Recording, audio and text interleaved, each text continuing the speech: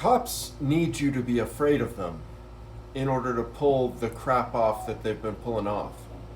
They need us not to physically intervene as they beat people, because otherwise there are more of us than there are of them. Now they make up for that because they have clubs and guns and bikes and mace and other violent weapons, some of which are lethal, almost all of which are completely unnecessary.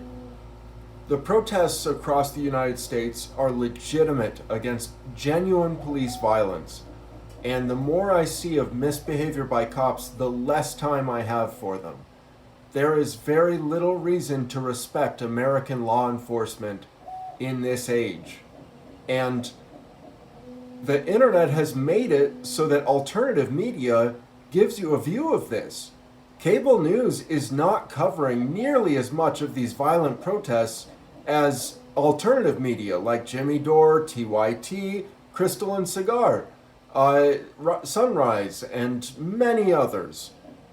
Only online can you get this view of the real picture. The real picture is ugly. I'm going to get real close to the camera. There's no way it's going to be pretty, what you see, because you're looking at details. Like, what about that is pretty? So when the regular media depends upon happy porn to have advertisements that sell products with this fake mirage of genuine joy that lasts after you buy something, you know, that fiction, well, they can't allow those kinds of shots. They can only co-opt ugliness and reality. They cannot properly display what you can see with your own two eyes online. The police are corrupt.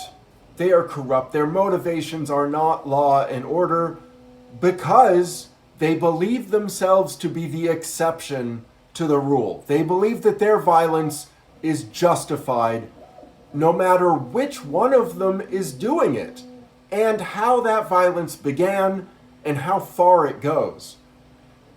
So today's the 1960s. Today's the 1930s. I mean, for a long time, the police have been building up their armament, and now they're putting it to use, and it's terrifying. The MRAPs, the tanks, Anyway, you've seen what's going on, I presume. If not, look, open your eyes.